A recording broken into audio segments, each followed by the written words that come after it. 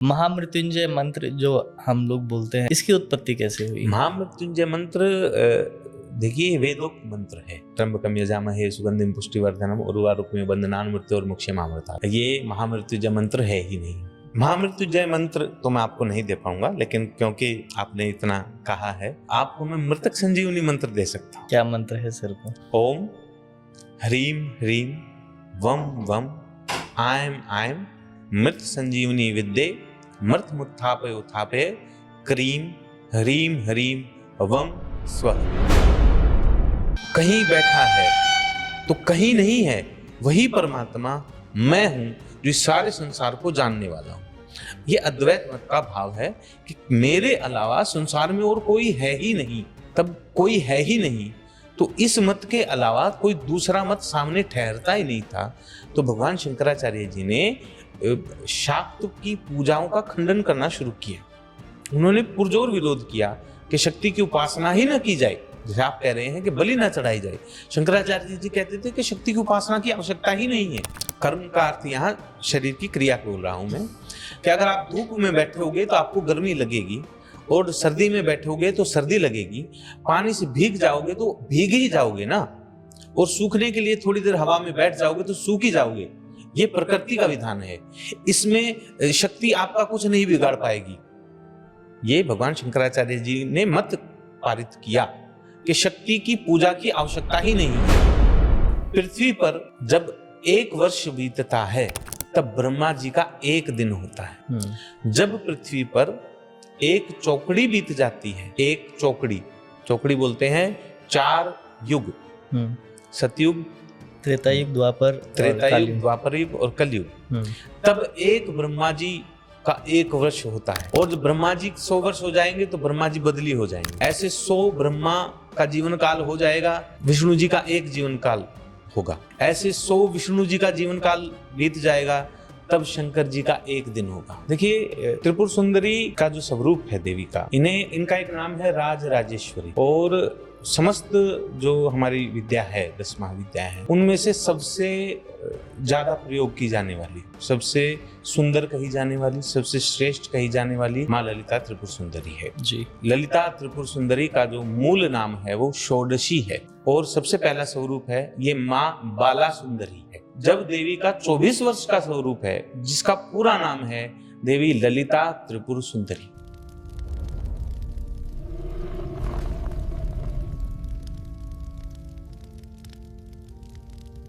स्वागत है दोस्तों कालतंत्र यात्रा के एक और एपिसोड में।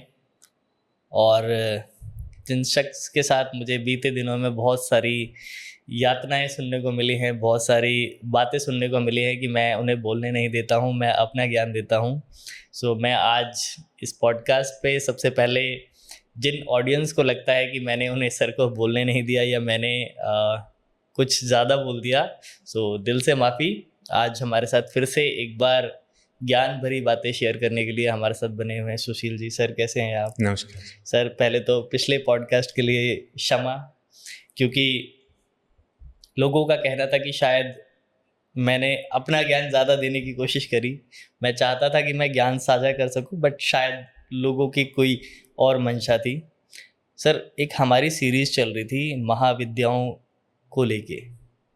आपने पिछले एपिसोड में बताया देवी तारा और देवी काली की उत्पत्ति के बारे में। आज हम चाहते हैं कि बाकी के आगे की जो 2 देवियां हैं, आप उनके बारे में बताएं। क्या है देवी धूमावती का रहस्य, या तीसरी देवी कौन सी हैं, वो आप हमारे ऑडियंस को बताएं। परंपरा के अनुसार अगर हम चलें तो बहुत बेहतर रहेगा। जी जी। जब हम 10 महाविद्याओं का जिक्र करते हैं तो सबसे पहले माँ जगदम्बा काली का नाम आता है जी। उसके पश्चात भगवती तारा का नाम आता है, और तीसरे नंबर पर भगवती त्रिपुर सुंदरी का नाम आता है जी। देखिए त्रिपुर सुंदरी का जो स्वरूप है देवी का, इनका एक नाम है राज राजेश्वरी जी। और समस्त जो हमारी विद्या है, 10 महाविद्या है, उनमें से सबसे ज्यादा प्रयोग की जाने वाली, सबसे सुंदर कही जाने वाली, सबसे श्रेष्ठ कही जाने वाली माँ ललिता त्रिपुर सुंदरी है जी। इन देवी के 3 स्वरूप हैं। अलग अलग कहानियों के अनुसार अलग अलग विचार मत जैसे होते हैं उनके अनुसार भी इनको जोड़ कर घटा कर बताया जाता है। मैं आपको शुरू से बताना चाहूंगा जी कि आपको समझ में भी आ जाए और हमारे व्यूअर्स ये जान पाए कि देवी का यह स्वरूप क्यों है और कैसे है। जी देखिए, भगवती ललिता त्रिपुर सुंदरी का जो मूल नाम है वो षोडशी है। क्या नाम है? षोडशी। षोडशी। और इसका बहुत से साधक अर्थ लगा लेते हैं। षोडशी का अर्थ 16 साल की। देवी का जो स्वरूप है वो 16 साल की कन्या का स्वरूप है और वहीं तक सीमित रह जाते हैं। मैं आज आपके सामने उन रहस्यों को खोलने वाला हूं जो रहस्य आपको किसी भी पुस्तक में नहीं मिलते हैं। जी देखिए, माँ भगवती के 3 स्वरूप हैं और सबसे पहला स्वरूप है ये माँ बाला सुंदरी है, जिनका जो स्वरूप है वो 8 वर्ष की कन्या का है। आगम ग्रंथ इसे कहते हैं कि वो देवी से उत्पन्न कन्या है जिसने भंडासुर के जो लड़के थे उनका वध किया। जी मूलतः यह देवी ही है। इनका स्वरूप है, पहला स्वरूप माँ बाला सुंदरी। दूसरा जो स्वरूप है वो इसका दुगना है। जब आप 8 से दुगुणित करते हैं तो अंक आता है 16। जी ठीक है जी। तो देवी का यह दूसरा स्वरूप है जिसे कहते हैं देवी षोडशी, जो सिंहासनारूढ़ देवी है और इनकी आयु का जो स्वरूप है वो 16 साल की है।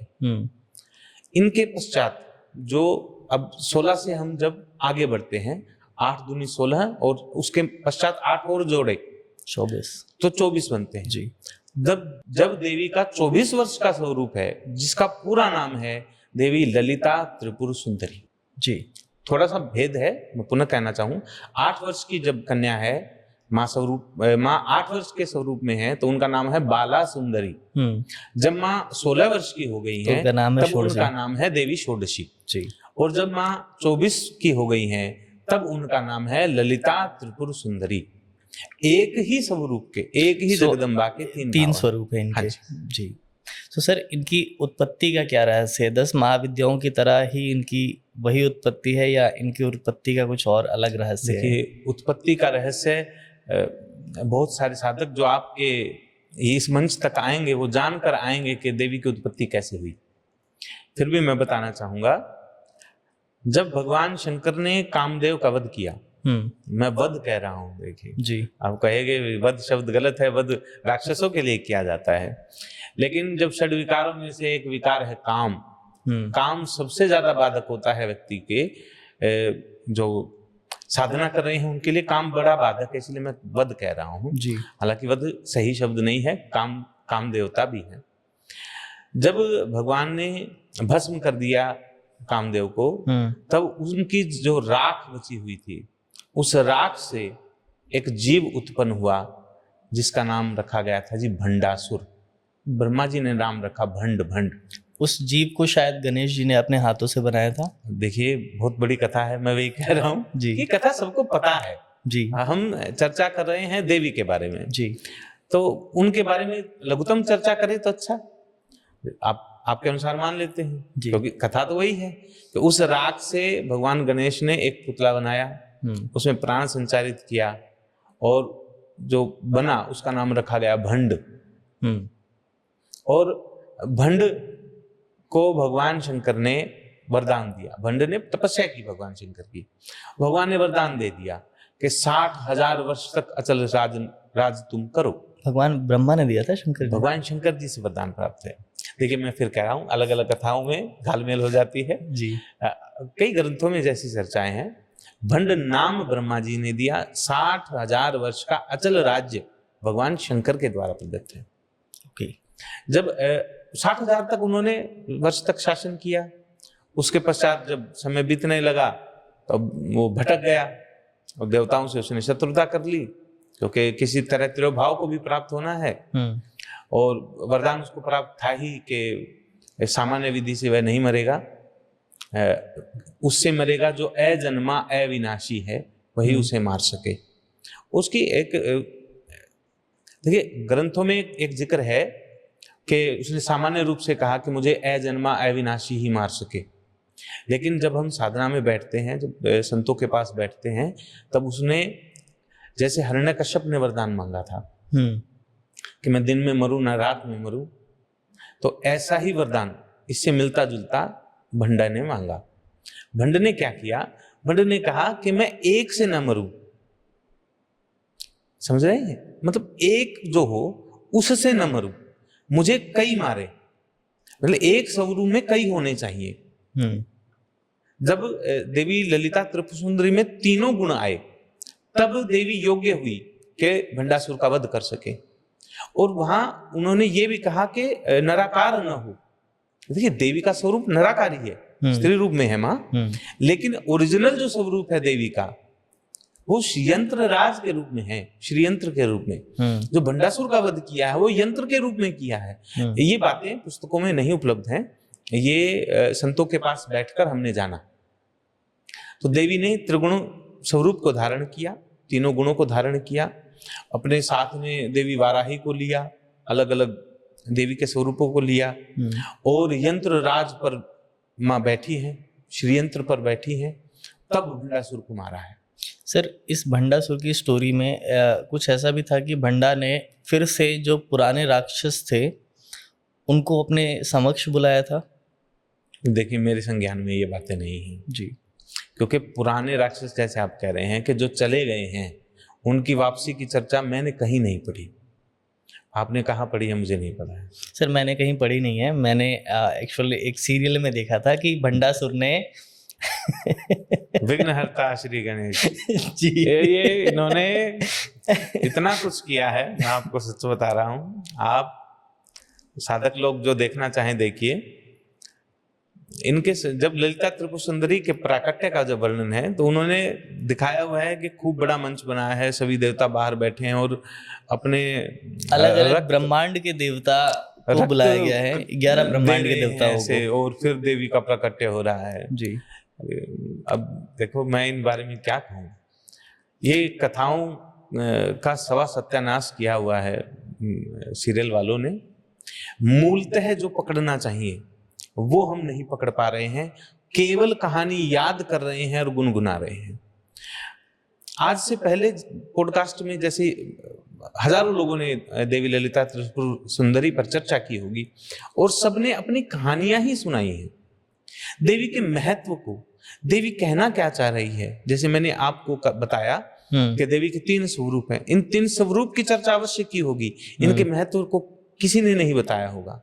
इनसे हमें ज्ञान क्या मिल रहा है, ये किस स्वरूप में काम करती हैं, वो हम नहीं बता पाते, केवल कहानी गाए जा रहे हैं। मैं साधकों से चाहूंगा कि वो इन बातों को समझें कि केवल कथाओं में रुचि न लें। अगर आप 10 महाविद्याओं तक पहुंचने का प्रयास कर रहे हैं तो जैसे माँ के हृदय में बालक रहता है, ऐसे आप जगदम्बा के हृदय में वास करना चाहते हैं, माँ को प्राप्त करना चाहते हैं, तो विद्या अलग हो जाएगी। आप केवल कहानी न सुनिए, आप माँ के हृदय में उतरने का प्रयास कीजिए, उस भाव को प्राप्त कीजिए ताकि आप जगदम्बा के हृदय में निवास करें। सर जो 8 साल का जो एक स्वरूप का आपने वर्णन किया बाल सुंदरी का, बाल सुंदरी को बहुत से लोग अभी वैष्णव स्वरूप में भी कहते हैं, क्या ये सही है? देवी बाला सुंदरी जी वैष्णव स्वरूप में, इनकी पूजा वैष्णव ही है। इनकी पूजा में बलि का विधान नहीं है, तो पूर्णतः शाक्ति इन्हें नहीं कहा जाता। जिन्होंने आपको बताया है कि वैष्णव स्वरूप है, ये वैष्णव स्वरूप ही है। और देवी त्रिपुर सुंदरी जो है, इनके हाथ में एक गन्ना है। देवी ललिता त्रिपुर सुंदरी के स्वरूप की अभी हम चर्चा करेंगे जी। पहले देखिए, जब अभी हम स्वरूप में अभी पहुंचे नहीं हैं, पहले स्वरूप पकड़िए आप देवी षोडशी का। देवी षोडशी सिंहासनारूढ़ है और सामने उनके श्री चक्र है, ठीक है जी, सिंहासन पर बैठी हैं। एक हाथ में उनके अंकुश रहता है, एक हाथ में उनके पाश रहता है, पाश यम वाला पाश जी। एक हाथ में उनके धनुष रहता है और एक हाथ में उनके बाण रहते हैं, पंच बाण जिन्हें कहते हैं। ये स्वरूप है। जब हम 24 वर्ष पे पहुंचते हैं देवी के स्वरूप में, जिनका नाम ललिता त्रिपुर सुंदरी है, इनके स्वरूप में 3 महाविद्याओं के स्वरूप को जोड़कर यह स्वरूप बनाया गया है। मूलतः जो षोडशी विद्या है वह 16 में ही पूर्ण हो गई है। समझ रहे हैं? ये नहीं पता होगा। जब आप 24 पर पहुंचे तब इनका स्वरूप 3 देवियों को मिलाकर बनाया है। मैं बता रहा हूं। सबसे पहले सुनिए देवी भैरवी, जिनका पूर्ण नाम है त्रिपुर भैरवी। त्रिपुर भैरवी, ठीक है, राइट।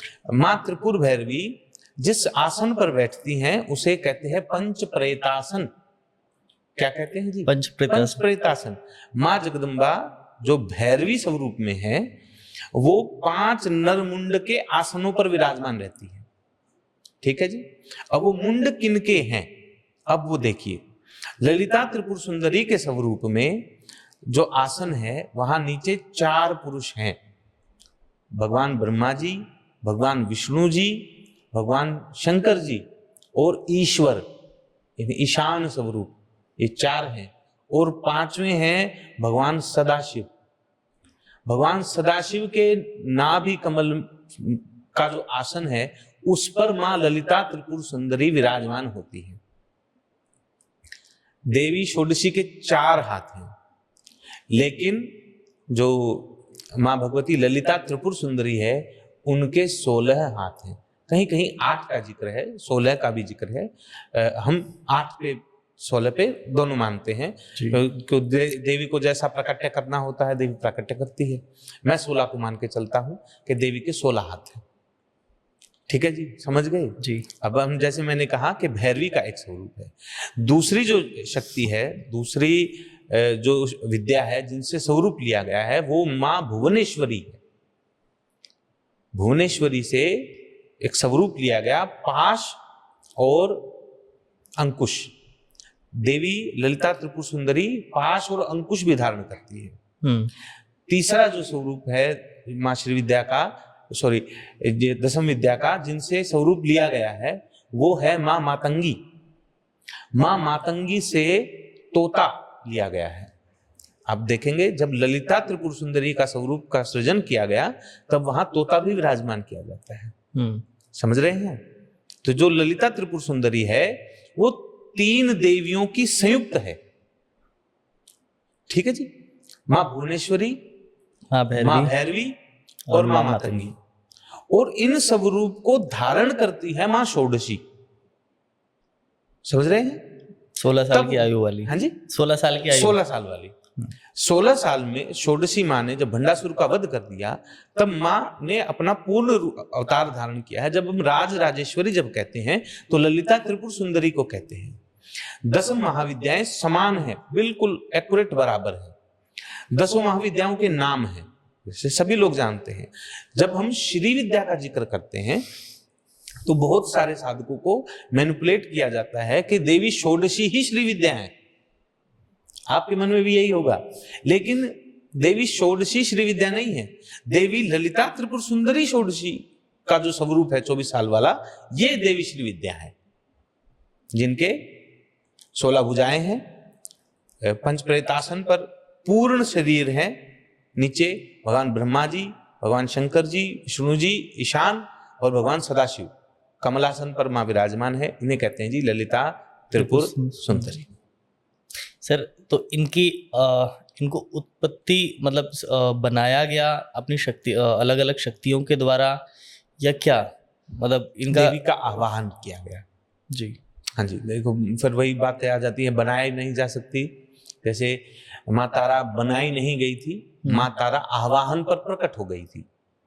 जैसे माँ काली बनाई नहीं गई थी, माँ पार्वती ने आवाहन किया था रक्त बीज का रक्त पीने के लिए, तो देवी काली प्रकट हो गई थी। ऐसे ही भंडासुर राक्षस को मारने के लिए माँ षोडशी प्रकट हुई थी। ये देवी पार्वती ही हैं, इन्हीं का स्वरूप है। मैं एक और बात आपको बताना चाहूंगा। बहुत सारे साधक ये विचार करने लगते हैं कि देवी षोडशी जो है, ललिता त्रिपुर सुंदरी कहिए, ये भगवान विष्णु की शक्ति है। लेकिन ऐसा नहीं है, ये भगवान शंकर की शक्ति है। इनके जो स्वामी हैं, पति हैं, वो भगवान शंकर कहे गए हैं, न कि विष्णु जी। जो लोग गलत साधना में हैं, इसमें कई लोग हैं, हमें इनके पता साथ लगा। जो भैरव मतलब शंकर जी का जिक्र आता है वो कामेश्वर कामेश्वर महादेव का आता हाँ जी, है जी। कामेश्वर भैरव है। ये सबको पता है, ये मैं कह रहा हूँ जी, ये बातें जो सबको पता है ना, नेट से लोग पढ़ लेते हैं, सबको पता है, वो मत सुनिए, मेरे से वो सुनिए जो नहीं पता है, जो गोपनीय है। जी। देखिए, हालांकि संत लोग कहते हैं कि इन्हें गोपनीय रखा जाना चाहिए, लेकिन मैं कहता हूं जी, इतना भी गोपनीय नहीं रखा जाना चाहिए कि हमारी आने वाली पीढ़ी को प्राप्त ही ना हो। अब जैसे मुझे कई श्री विद्या साधक मिले जो ये विचार कर रहे थे कि देवी षोडशी विष्णु जी की शक्ति हैं और इनके पति विष्णु जी हैं। अब उनके साथ क्या होगा, जब वो उस भाव में श्री विद्या में प्रैक्टिस करेंगे तो देवी प्राप्त नहीं होगी, गड़बड़ हो जाएगी, फिर वो अपने गुरु को गाली देंगे कि हमें श्री विद्या प्राप्त नहीं हुई। श्री विद्या प्राप्त हो ही नहीं सकती, क्योंकि वो श्री से अंदाजा लगाते हैं लक्ष्मी जी का, और लक्ष्मी जी वो है नहीं। लक्ष्मी जी हैं देवी कमला, जो 10वें नंबर पर आएंगी जी। हाँ जी। और इनको जब हम विष्णु जी से जोड़ देंगे तो घालमेल खराब हो जाएगा, क्योंकि देवी पार्वती भगवान विष्णु जी की बहन लगती हैं। आपने रिश्तेदारी खराब कर दी तो तंत्र खराब हो गया, वैचारिक सारे सब खराब हो जाएगा, बीमारियां घर कर लेंगी, और मेरे जैसों को फिर लोग गाली देंगे कि हमने श्री विद्या की, हमें कुछ भी प्राप्त नहीं हुआ। तो सर, श्री विद्या का तंत्र में भी इस्तेमाल होता है? देखिए, मैंने एक शब्द कहा यंत्र राज, तो जब यंत्र राज हैं श्री चक्र, तो समस्त प्रकार के तंत्र, जितने भी प्रकार के तंत्र आप विचार कर सकते हैं, तंत्र में जो क्रियाएं आप विचार कर सकते हैं, वो सब श्री यंत्र से चालू की जा सकती हैं, काटा जा सकता है। तंत्र की बड़ी ये सोर्स है मान। सर, बिफोर दूसरी विद्या पे जाने से पहले मुझे एक और चीज़ जाननी है आपसे। मैंने अभी रिसेंट में कहीं सुना या रील में देखा शायद मैंने, कि भगवान शंकर ने अभी मतलब कलयुग के अंदर तंत्र को बाधित कर दिया था। इस बात में कितनी सच्चाई है, और इसीलिए जो स्त्रियां हैं, जो म्योंग शहर की स्त्रियां हैं, वो तंत्र कर सकती हैं लेकिन पुरुष नहीं कर सकते? पुरुष को तंत्र इस्तेमाल करने का संपूर्ण अधिकार नहीं है। देखिए, स्त्री पुरुष का भेद आपने गलत कहा है। मैं ये कह रहा हूं कि भगवान शंकर के द्वारा जितने भी मंत्र हैं वो सब कीलित हैं, सबको कीलित दिया गया है, अर्थात उनकी ऊर्जा सोख दी गई है। जब तक आप उचित गुरु के माध्यम से उन मंत्रों को प्राप्त नहीं करेंगे और उन मंत्रों का उद्धार नहीं करेंगे, एक शब्द आता है मंत्रोद्धार करना, हम उनको खोलेंगे नहीं, तब तक वो मंत्र आपके लिए कामयाब नहीं होंगे। मेल फीमेल से कोई फर्क नहीं पड़ता, तंत्र के अंदर ये बातें नहीं चलती। आपका देह पुरुष है या स्त्री है या किन्नर है, इससे कोई फर्क नहीं पड़ेगा। अगर आपके भीतर वह ऊर्जा है तंत्र को संभालने की, तो आप तंत्र को संभाल सकते हो। अगर आपके भीतर ऊर्जा नहीं है तो आप नहीं संभाल पाओ। नहीं, कुछ ऐसा भी कहा गया है कि जैसे भगवान शंकर ने तंत्र को बाधित कर दिया, सो इसलिए देवी कामाख्या को लोग ज़्यादा मानते हैं तंत्र में, क्योंकि उनका जो शक्तियां हैं वो आज भी जागृत है। समस्त प्रकार की शक्तियां, सब शक्तियां आज भी जागृत हैं, मंत्र कीलित हैं, शक्तियां वही हैं, देवी कामाख्या भी वही हैं। आप यहाँ हरियाणा में रहते हैं, यहाँ भी शक्तियां हैं, और मांगना भी नहीं पड़ता। आप जाओ, खाली झोली भर के दे देती है, माँ चलो भागो यहाँ से। मैं कह रहा था आपको, तंत्र अलग चीज है, मंत्र कीलित गए हैं, उन मंत्रों के उद्धार के लिए विधि है जो केवल गुरु के द्वारा प्राप्त होती है। और शाबर रुकिए, मंत्रों का मैं क्या है? आपको एक बड़ी अनोखी चीज बता रहा हूँ जी। एक साधक का मेरे पास फोन आया था, आपके पॉडकास्ट के माध्यम से एक व्यक्ति मेरे तक पहुंचा, और तो उन्होंने कहा कि जी हम कुंजिका स्तोत्र का पाठ करते हैं। मतलब जी गुरु धारण किया है? बोला नहीं। मतलब ये अगर आप जप रहे हो तो व्यर्थ है आपका, कोई फायदा नहीं है आपको। मैंने कहा जी स्वयं सिद्ध है कुंजिका स्तोत्र। तो मैंने कहा किसने कहा? कैसे ही पॉडकास्ट पे हमने सुना। मतलब तो सुनते रहो, सारी जिंदगी अगर आप कुंजिका स्तोत्र पढ़ते रहोगे तो भी उस ब्रह्म अविनाशी परमात्मा की किंचित मात्र भी शक्ति आप प्राप्त नहीं कर पाओगे। क्यों? क्योंकि मंत्र कीलित है। खुलेगा कैसे? गुरु धारण से। एक ही विधि है, गुरु धारण कीजिए। गुरु जी जो आपको मंत्र देंगे उसी मंत्र से आपको लाभ प्राप्त होगा, अन्यथा और कोई मार्ग नहीं है। अब आपके मैं वापिस आ जाता हूं। आपने एक शब्द कहा बीच में, शाबर मंत्र। जी। शाबर मंत्र भी कीलित हैं। अगर शाबर मंत्र गुरु के द्वारा प्राप्त नहीं है तो शाबर मंत्र आपके लिए 2 कौड़ी का है, कामयाब होगा ही नहीं अगर वो आपको गुरु के द्वारा नहीं प्राप्त है। पर सर कहा जाता है कि शाबर मंत्रों का कोई भी इस्तेमाल कर सकता है, उसके लिए शाबर मंत्रों के लिए गुरु की आवश्यकता नहीं है। ये बात भी मैंने रील में ही मतलब किसी पॉडकास्ट में ही देखी है। देखिए, आप कितने साल से जो भी कार्य कर रहे हैं जी, कोई भी एक मंत्र उठा लीजिए, शाबर मंत्र बिखरे पड़े हैं लोगों के पास, पुस्तकों में लिखे हुए हैं। अगर आपका काम हो जाए तो नहीं होगा। क्यों? क्योंकि जुड़े हुए नहीं हैं आप। मैं उदाहरण देके समझाता हूं, आपको समझ में आ जाएगा। जी। अगर हमने कनेक्शन नहीं लिया हुआ है बिजली विभाग से तो क्या हमारा पंखा, बिजली, फ्रिज चल पाएगा? नहीं। फ्रिज तो हमारा चलायमान है, ओरिजिनल भी है, लेकिन उसमें बिजली कैसे आएगी? जब तक आप कनेक्शन नहीं लोगे। कनेक्शन कैसे होगा? जब आप फाइल चार्ज दोगे, साइन करके आओगे, अपना पता बताओगे, उनसे मिलोगे, तभी आपका मीटर लगेगा। तो फिर लाइनमैन आएगा, आपकी तार जोड़ देगा। वो लाइनमैन आपका गुरु समझिए, उस समस्त प्रक्रिया आपकी साधना समझिए। आप उस परमपिता परमात्मा अविनाशी से आप जुड़ जाएंगे कब? जब आपके गुरु आपकी लो को, आपकी तार को उसके साथ जोड़ देंगे। जब तक नहीं जोड़ेंगे तब तक आपके घर में बिजली नहीं आएगी। सर ये बहुत सरल भाषा में आपने समझा दिया ये, क्योंकि अभी तक तो मुझे यही लगता था कि आप शाबर मंत्रों का, जैसे मंत्र लिखे हुए हैं या लोग मंत्र देते हैं, आप उनका इस्तेमाल करके, जैसे कहा भी जाता है हनुमान चालीसा है, आप 41 दिन कंटिन्यू पाठ करिए, 21 दिन कंटिन्यू पाठ करिए, सो ये आपको सिद्ध हो जाएगी। सुनिए, मैं फिर कह रहा हूं, हनुमान चालीसा आपने 3 महीने पाठ किया, उससे आपको हनुमान जी की कृपा प्राप्त होगी। सिद्ध क्या होता है? हमारी इस बारे में चर्चा हो गई है। मैं जब कहता हूं सिद्ध का अर्थ होना है कि वो आपको याद हो गई, अब आपसे त्रुटि नहीं होगी। हनुमान चालीसा सिद्ध का मतलब है आपको याद हो गई। इसका अर्थ ये बिल्कुल नहीं है कि आप हनुमान चालीसा पढ़ना शुरू करोगे और हनुमान जी प्रकट हो जाएंगे। नहीं, हनुमान जी की आपको कृपा प्राप्त हो जाएगी।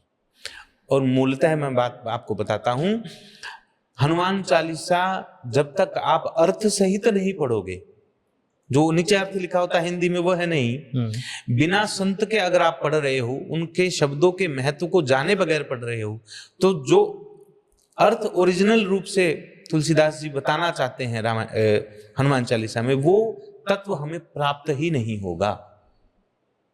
आप देखिए, घुमा फिरा के आप भटका देते हैं मुझे, मैं आपको लेके आता हूँ हनुमान जी पे। जी। हनुमान चालीसा याद है? हाँ। सबसे पहली पंक्ति क्या होती है?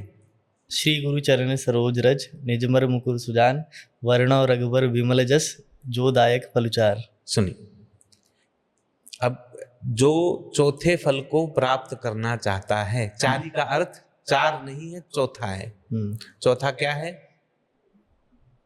4 मोक्ष, धर्म, अर्थ, काम, मोक्ष।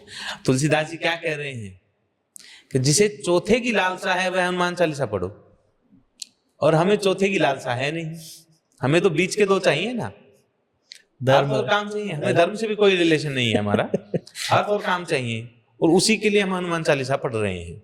सच्चाई है। और हनुमान जी की कृपा तो देखिए, हनुमान जी का केवल नाम मात्र से भी हो जाती है। मैं ये नहीं कह रहा कि हनुमान चालीसा मत पढ़िए, हनुमान चालीसा अमोघ बाण है हनुमान जी की कृपा प्राप्त करने के लिए, लेकिन सीधी के चक्कर में मत पढ़िए। जब तक आप गुरु धारण नहीं करेंगे तब तक किसी भी प्रकार का कोई भी मंत्र आपको कामयाब नहीं करेगा, आपके लाभप्रद होगा ही नहीं। Sir back to the topic, वापस आते हैं उन्हीं पे। चौथी देवी हैं देवी भुवनेश्वरी। क्या जो सीरियल्स में दिखाया जाता है कि देवी भुवनेश्वरी को इसलिए उत्पन्न किया गया था कि अलग अलग लोकों का निर्माण करना था, और क्या देवी भुवनेश्वरी ने ही समस्त लोकों का निर्माण किया है? क्या सच्चाई है? देखिए, जैसा कि नाम से ही स्पष्ट है, भुवन, जी। जैसे 14 भुवन है संसार में, 3 लोक 14 भुवन कहा जाता है।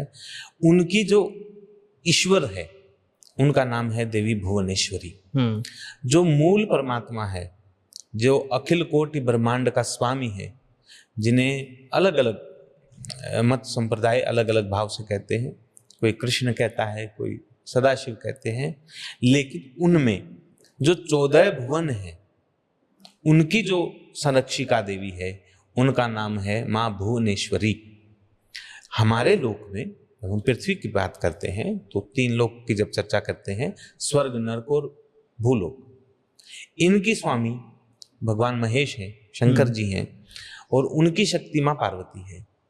देवी पार्वती से उत्पन्न एक लोक बनाया गया अलग से, 14 भुवन से निहित अलग से एक लोक है जहां केवल स्त्रियां जा सकती हैं। कथा है इसका, अगर कहोगे तो मैं आपको आध्यात्मिक अर्थ भी दूंगा जी।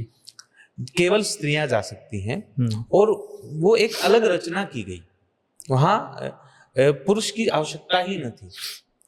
अब जब ऐसे अलग से सृष्टि की रचना हो गई, अलग मूल सृष्टि से अलग एक लोक की रचना हो गई, और वहां की जो ईश्वर है वो देवी भुवनेश्वरी बनाई गई। तब उसका क्या हुआ कि यहाँ गड़बड़ हो गई हमारे यहाँ भूतल पर, तो ब्रह्मा जी का काम बाधित हो गया, क्योंकि ब्रह्मा जी ने सृष्टि की रचना के लिए 2 कक के लिए कहा गया है, युगम, कि स्त्री और पुरुष के युगम से सृष्टि चले, और समस्त कार्य के लिए विष्णु जी कार्य कर रहे हैं, पालन के लिए, और संहार के लिए शंकर जी। लेकिन जो अलग लोक बनाया गया, 14 भुवन से अलग एक ऐसा लोक बनाया गया जहां केवल स्त्री तत्व रहे, और जहां जिसकी ईश्वरी देवी भुवनेश्वरी, वहां पुरुष न जा सके, वहां केवल स्त्रियां हों, तो उनका तिरोभाव, उनका जन्म और पालन एक ही शक्ति कर रही है, तो बैलेंस गड़बड़ा गया। भगवान ब्रह्मा जी, भगवान विष्णु जी और शंकर जी तीनों ने स्त्री का रूप धारण किया और माँ भुवनेश्वरी के दरबार में गए हैं और उनसे प्रार्थना की है कि आप यह अपनी लीला समेट लीजिए, क्योंकि इससे प्रकृति में असंतुलन उत्पन्न हो रहा है। समझ रहे हैं? अलग लोक से प्रकृति में क्या संतुलन? हाँ, अलग लोक से देखिए, 14 भुवन अलग हैं और 3 लोक अलग हैं। ठीक है। अब असंतुलन का समझाएंगे कि ब्रह्मा जी ने पृथ्वी पर बनाए हैं युगम के रूप से, जैसे मैंने कहा, लेकिन वहां युगम नहीं है, वहां केवल एक ही तत्व है, एक स्त्री तत्व, पुरुष तत्व नहीं है वहां, और उन्हीं से जन्म हो रहा है अकेले। सभी में जो गुण का है वो एक जैसा है, वहां ना तो ऊपर है ना नीचे है, वहां न पाप है न पुण्य है, ऐसे वो समान रहे बिल्कुल। बैलेंस क्यों बिगड़ा? क्योंकि वो शून्यता को प्राप्त हो गए। एक होता है मोक्ष की शून्यता, वो अलग चीज है, ये जो शून्यता है ये अलग चीज है सृष्टि के भीतर, सृष्टि से पृथक हो गई, अब केवल बढ़ रहे हैं, सृष्टि चल रही है, बिना पुरुष के चल रही है। अब 3 गुणों का जो कार्य है, ब्रह्मा जी का, विष्णु जी का, शंकर जी का कार्य, वह कार्य तो नहीं हो रहा ना उधर, इसलिए सृष्टि का जो बैलेंस है वो बिगड़ रहा था। वहां देखिए 2 मत हैं इसमें। एक मत कहता है कि आत्मा एक ही है, दूसरी आत्मा है ही नहीं। लेकिन जो हम विद्याओं पर जब चर्चा करते हैं तो स्वरूप के साथ आत्मा का भेद अलग रहता है। जब वहां केवल एक तत्व से ही जन्म हो रहे हैं और कुछ अन्य क्रिया नहीं हो रही है, इससे बैलेंस बिगड़ रहा है। नहीं समझे? और सरल करो जी। और सरल की आवश्यकता है क्या? आवश्यकता है, क्योंकि ये समझ में थोड़ा सा समझ में नहीं आ हो रहा गया है। जी। ठीक है। देखिए, मैं पुनः बताता हूँ आपको। अलग अलग कथाओं में अलग अलग जिक्र है, दोबारा से समझाता हूँ। हमारे इस ब्रह्मांड में, जिस ब्रह्मांड में हम रहते हैं, ब्रह्मांड समझ गए? जहां तक आपकी गोचर जहां लग जाई, जहां तक दिखाई दे रहा है सब एक ब्रह्मांड का हिस्सा है। इस ब्रह्मांड में 14 भुवन हैं, ठीक है? 14 भुवन से पृथक देवी जगदम्बा ने एक अन्य भवन बनाया और वहां केवल स्त्री ही जा सके, केवल स्त्री तत्व ही रहे और कोई तत्व ही उपलब्ध न हो, ऐसी उन्होंने बनाया। त्रिया लोक कह देते हैं जिसे। अब उससे बैलेंस बिगड़ा। क्या बिगड़ा? कि जो आत्माएं प्रकट हो रही थी इस धराधाम पर, हमारे धरती के अंदर, और यहां से तिरुभाव को प्राप्त होकर वहां प्रकट हो रही है, वहां अन्य सृष्टि नहीं हो रही है, वही पैदा हो रहे हैं, बस चल रहे हैं। अब एक ही तत्व से जब सृष्टि चलेगी तो समांतर हो जाएंगे, समरूप हो जाएंगे। मेरे माता पिता अलग हैं तो आपके माता पिता अलग हैं, तो हमारी शक्लें अलग हैं, अलग है। गुणा के अनुसार भी मेरे शक्ल मेरे भाई से, मेरी बहनों से नहीं मिलती। लेकिन जब एक ही तत्व होगा, एक केवल एक ही तत्व, तो वो समस्त जितनी भी क्रियाएं चल रही हैं वो एक रूप हो जाती है। आत्म रूप से तो एक ही है, लेकिन वहां जितनी उत्पत्ति हो रही है वो सब समरूप हो रही है। समझ रहे हैं? बिल्कुल कॉपी हो रही है वो। ना तो उनमें कोई उतार चढ़ाव है, ना तो कोई पाप पुण्य है। पाप पुण्य भी नहीं है, उतार चढ़ाव भी नहीं है। तो जिस उद्देश्य से आत्मा को जन्म मिलता है वह उद्देश्य निरर्थक हो गया। क्योंकि जब हमने पहले चर्चा की थी कि आत्मा को जन्म क्यों मिलता है, आपके बीते हुए कर्म को भुगतने के लिए। अब आप समरूप होते जा रहे हैं, क्योंकि माँ ही है, पिता नहीं है। जैसी माँ है वैसी ही बेटी, वैसी ही नाती, वैसी ही परम नाती, सबको भी सेम है। ना उतार चढ़ाव है, ना स्वरूप की भिन्नता, कुछ भी ऐसा नहीं है सामने। तो आप पाप पुण्य का भुगतान कैसे करोगे? अब समस्त आत्माएं वहां चली जाएंगी, कैसे होगा? आप समझ रहे हैं? सर इसके बाद जब देवी भुवनेश्वरी की उत्पत्ति, हाँ मैं ये आ जाता हूँ। वो जब भवन बन गया तो भगवान ब्रह्मा जी, भगवान विष्णु जी और शंकर जी ने स्त्री रूप धारण किया और वहां जाकर वहां से प्रार्थना की देवी भुवनेश्वरी से कि यह अपनी लीला समेट लीजिए। और जैसी सृष्टि परम पिता परमात्मा, देखिए शंकर जी से अलग सदाशिव जो चाहते हैं उनके अनुसार चलनी चाहिए, आप ये अपनी लीला समेटिए।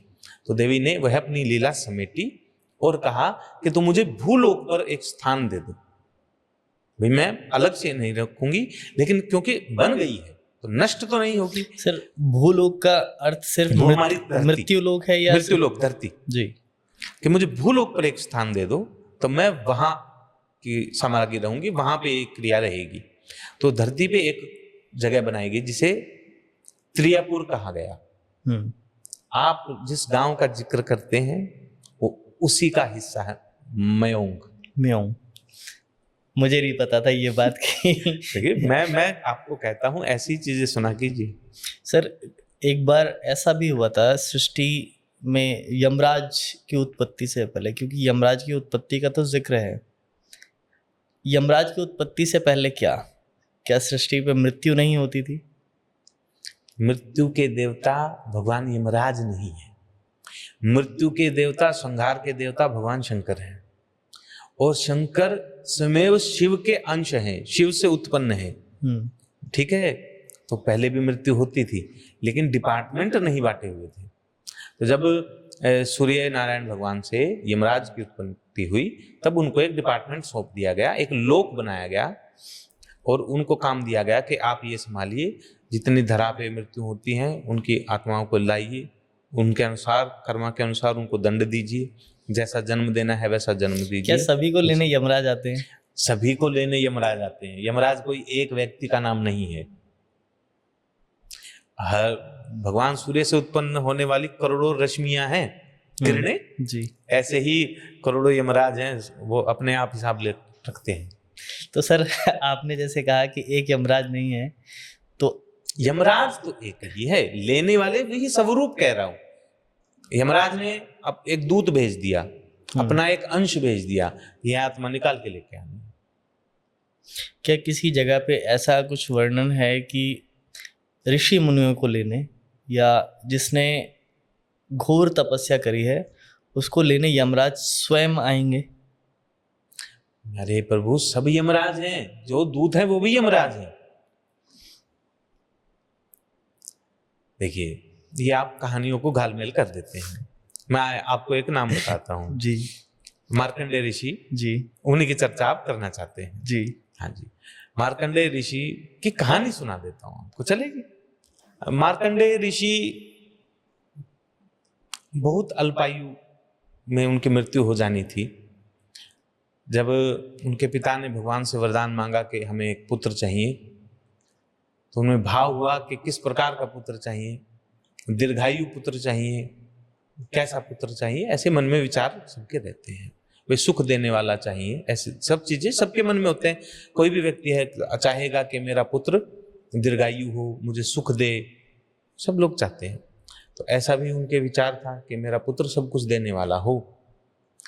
लेकिन उनका मूलतः विचार रहा कि मेरा पुत्र भगवान का भक्त हो। तो उनके घर भगवान शिव के भक्त भगवान मार्कंडेय का जन्म हुआ। मैं भगवान शिव कह रहा हूं क्योंकि मार्कंडेय ऋषि अमर है। अमर है और वो ईश्वर ही हो गए हैं। बालपन में जब बहुत छोटे थे तब उनके पिता ने उनको सिखाया कि गंगा घाट पर जाकर जो स्नान के लिए आए सबको आप पांव छू के प्रणाम किया करो। तब सुबह होती गंगा घाट पर जाते, कि अल्पायु थे अर्थात केवल 8 वर्ष की उनकी आयु कही जाती है। वो गंगा घाट पर सुबह स्नान के लिए जाते और जितने लोग स्नान करते सबके वो पांव छूकर उनसे आशीष मांगते और सब कह देते आयुष्मान हो, आमतौर पे जैसा उस समय कहा जाता था। समय बीतता रहा, थोड़े और बड़े होते रहे, तो किसी कालखंड में सप्तऋषियों ने स्नान के लिए गंगा घाट आए हुए थे। वहाँ सप्तऋषियों ने स्नान किया और मार्कंडेय जी ने उनको भी चरण वंदन किया। अब सप्तऋषियों ने आशीर्वाद देते हुए कहा दीर्घ आयुष्मान भव। आशीर्वाद जैसे ही दिया, क्योंकि सप्तऋषि हैं, ज्ञानवान है, त्रिलोक के ज्ञाता है, उनको पता लग गया कि ये मार्कंडेय है और ये 3 दिन शेष हैं केवल आयु के, इसके क्या करना चाहिए। दीर्घ आयुष्मान भव का आशीर्वाद दिया है, ऐसा कौन है जो इस आशीष को फलीभूत कर सके, क्या किया जाए। तो सब ऋषियों ने सोचा कि सबके लेखा जोखा भगवान ब्रह्मा जी रखते हैं, तो क्यों न ब्रह्मा जी के पास चला जाए। तो भगवान ब्रह्मा जी के पास चले गए।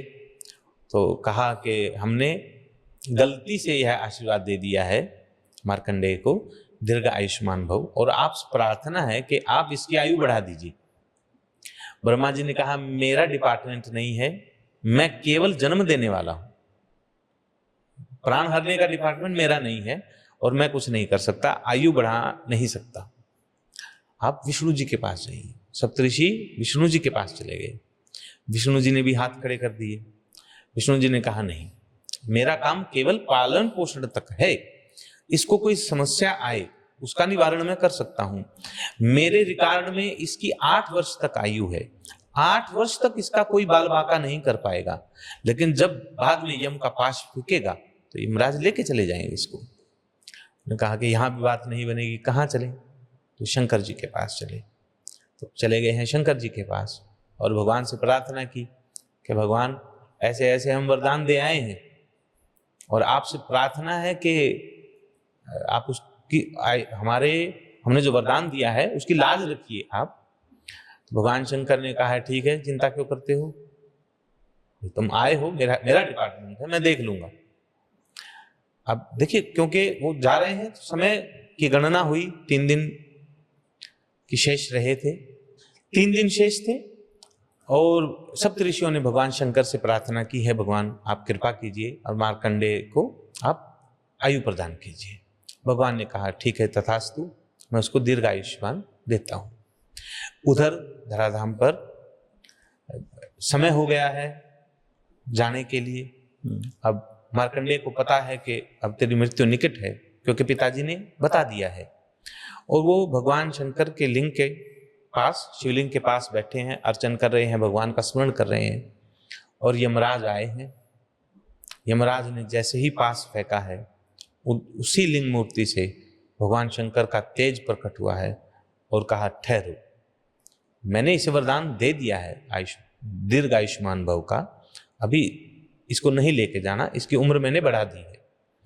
तब यह जो झगड़े वाली बात होती है यहाँ उत्पन्न होती है कि यमराज ने कहा भगवान आप ही के द्वारा रचित है और इसकी आयु केवल 8 वर्ष ही निर्धारित है, ये 8 वर्ष तक ही जीवित रह सकता है, इसके अलावा ये जीवित नहीं रह सकता।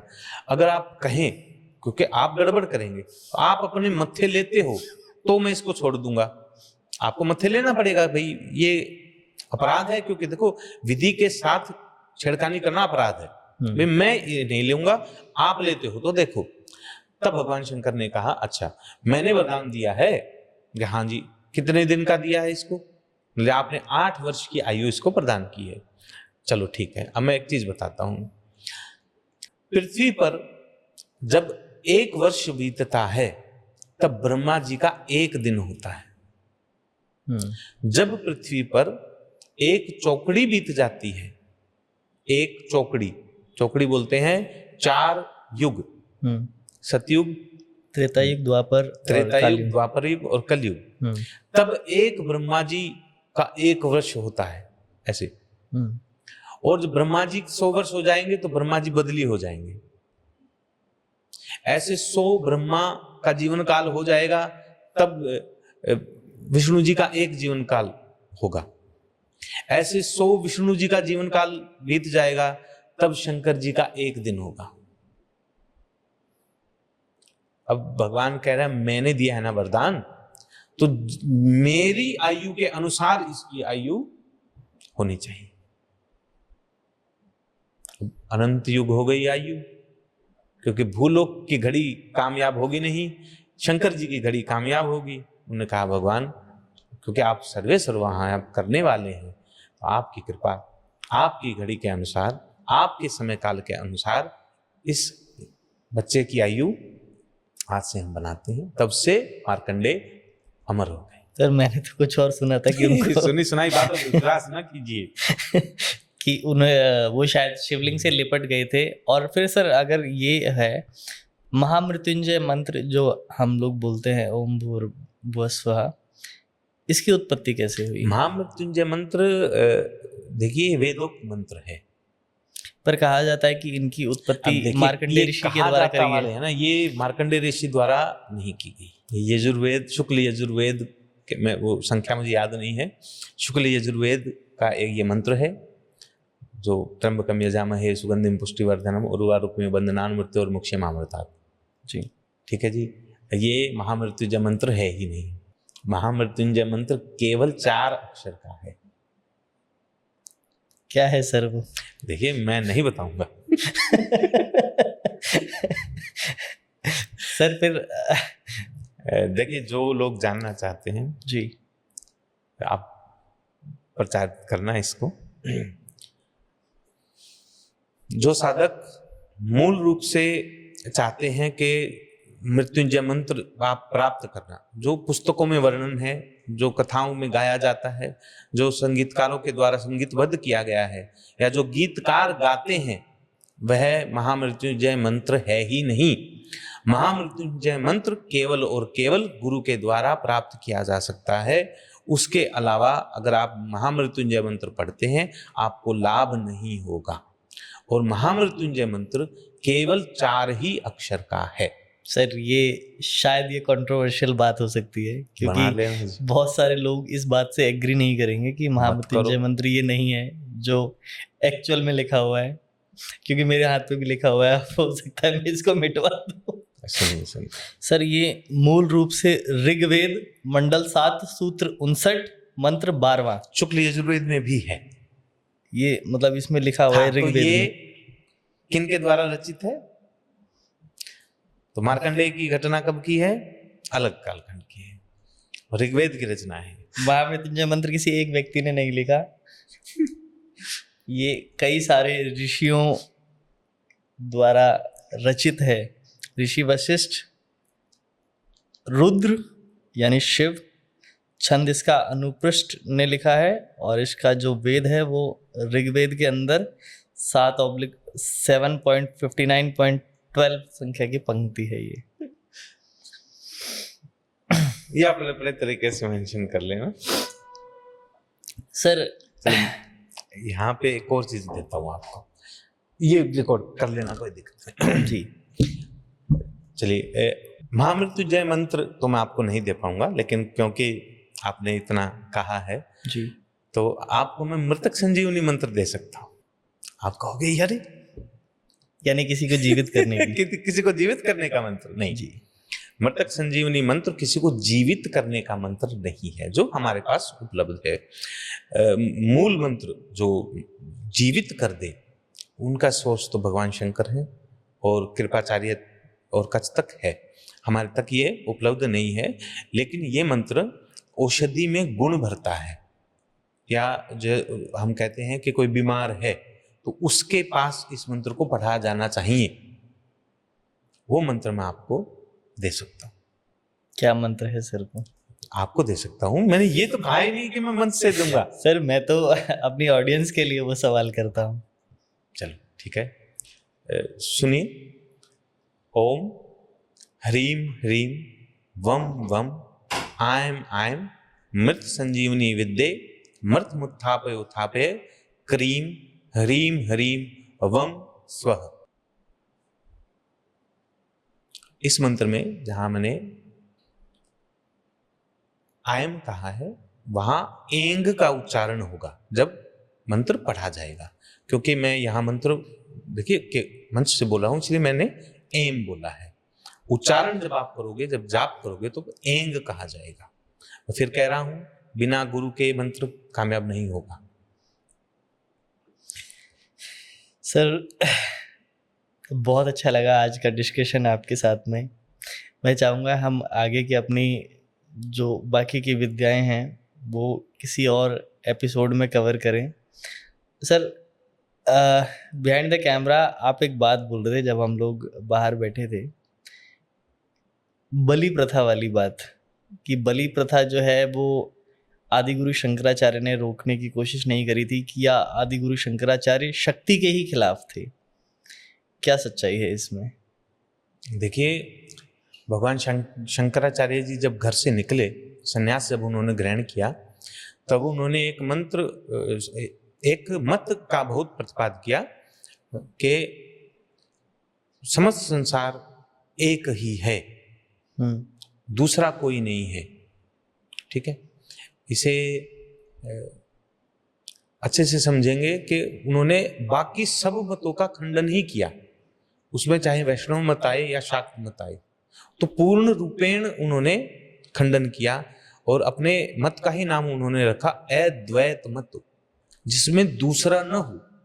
यहां दूसरे का अर्थ वास्तविक रूप से दूसरा है, यानी कि मनुष्य मनुष्य में भी भेद नहीं है, प्रकृति में भी भेद नहीं है, अंश मात्र भी भेद नहीं है। वही परमात्मा कहीं बैठा है तो कहीं नहीं है, वही परमात्मा मैं हूं जो इस सारे संसार को जानने वाला हूं। ये अद्वैत मत का भाव है कि मेरे अलावा संसार में और कोई है ही नहीं। तब कोई है ही नहीं तो इस मत के अलावा कोई दूसरा मत सामने ठहरता ही नहीं था। तो भगवान शंकराचार्य जी ने शाक्त की पूजाओं का खंडन करना शुरू किया। उन्होंने पुरजोर विरोध किया कि शक्ति की उपासना ही ना की जाए। जैसे आप कह रहे हैं कि बलि ना चढ़ाई जाए, शंकराचार्य जी कहते थे कि शक्ति की उपासना की आवश्यकता ही नहीं है, क्योंकि शक्ति का अर्थ है प्रकृति, और प्रकृति आपको नित्य प्रति दे ही रही है। और जैसे आप कर्म करोगे, कर्म का अर्थ यहां शरीर की क्रिया बोल रहा हूं मैं, कि अगर आप धूप में बैठोगे तो आपको गर्मी लगेगी, और सर्दी में बैठोगे तो सर्दी लगेगी, पानी से भीग जाओगे तो भीग ही जाओगे ना, और सूखने के लिए थोड़ी देर हवा में बैठ जाओगे तो सूख ही जाओगे। ये प्रकृति का विधान है, इसमें शक्ति आपका कुछ नहीं बिगाड़ पाएगी। ये भगवान शंकराचार्य जी ने मत पारित किया कि शक्ति की पूजा की आवश्यकता ही नहीं है। लेकिन जब भगवान शंकराचार्य कश्मीर क्षेत्र में पहुंचे किसी कारणवश से उनको समस्या उत्पन्न हो गई, पेचिश उनको लग गई और भगवान शंकराचार्य जी बीमार पड़ गए, अपनी कुटिया में हैं और थोड़ी दूर पर सामने से एक दही बेचने वाली महिला जा रही थी। तो भगवान ने उनको आवाज़ दी, भाई माता भाई थोड़ी दही दे जाओ हमें, क्योंकि हम बीमार हैं, चल नहीं सकते। तो देवी ने, जो दही बेचने वाली थी, उन्होंने कहा कि महाराज जी आप बाहर आ जाइए, क्या दिक्कत है, भाई दही मैं अंदर नहीं आऊंगी, आप यहाँ आके ले लीजिए। तब शंकराचार्य जी ने कहा कि माता शक्ति, क्योंकि वो सभी देवियों को माता ही कहते हैं, कि माता शक्ति नहीं है मुझ में। अब जो दही बेचने वाली साक्षात जगदम्बा थी और उन्होंने वहीं से कहा, हे शंकर, शक्ति को मानेगा नहीं तो शक्ति आएगी कैसे? शक्ति को मानता ही नहीं है तू, तो शक्ति प्राप्त कैसे होगी? अब शंकराचार्य जी को होश आया कि तुम शक्ति की अवहेलना कर रहे हो और गलत कर रहे हो। ऐसा विचार करके शंकराचार्य जी ने माँ को नतमस्तक हुए, माँ से बार बार प्रार्थना की कि आप ही सब कुछ हैं। और वहाँ एक स्तोत्र की रचना की, भवान्याष्टकम, आप नेट पर पढ़िए, बहुत सुंदर रचना है भगवान शंकराचार्य की। और उस स्तोत्र के द्वारा उन्होंने देवी की स्तुति की, अपना रोग ठीक किया और परम तत्व को प्राप्त हुए। सर कई जगहों पे ये वर्णन है कि आदिगुरु शंकराचार्य ने तारा शक्ति पीठ पे बलि प्रथा रोकने के लिए भी कदम उठाए थे, क्या ये सही है? मैं तो कह रहा हूँ जी, पूरे हिंदुस्तान में घूमे हैं वो, तो सिर्फ तारा शक्ति पीठ क्यों, कामाख्या भी गए हैं वो। ऐसी कोई जगह उन्होंने नहीं छोड़ी जहां उस समय, उस कालखंड में शक्ति की उपासना होती थी। वो तो विष्णुमत के भी खिलाफ थे। सो दोस्तों, आशा करता हूँ आज का वीडियो आपको काफ़ी पसंद आया होगा और मैं क्षमा मांगता हूँ अगर मैंने सर को बीच में काफ़ी इंटरप्ट किया, क्योंकि देखिए सर जब कहानियाँ सुनाते हैं या जब ज्ञान देते हैं तो बहुत सारी बातें ऐसी होती हैं कि मन में खुद ही उत्सुकता जागती है पूछने के लिए सवाल। सो सर बहुत अच्छा लगा आज का डिस्कशन। फिर किसी दिन मिलते हैं, फिर किसी एपिसोड में। तब तक के लिए सर की जो भी डिटेल्स है आपको डिस्क्रिप्शन में मिल जाएंगी। अगर आप सर से कोई ज्ञान लेना चाहते हैं, कोई कंसल्ट लेना चाहते हैं या सर को वास्तु के लिए याद करना चाहते हैं, तो आपको सर से आप सर को कनेक्ट कर सकते हैं। मिलते हैं फिर किसी दिन। जय श्री राम। जय श्री राम।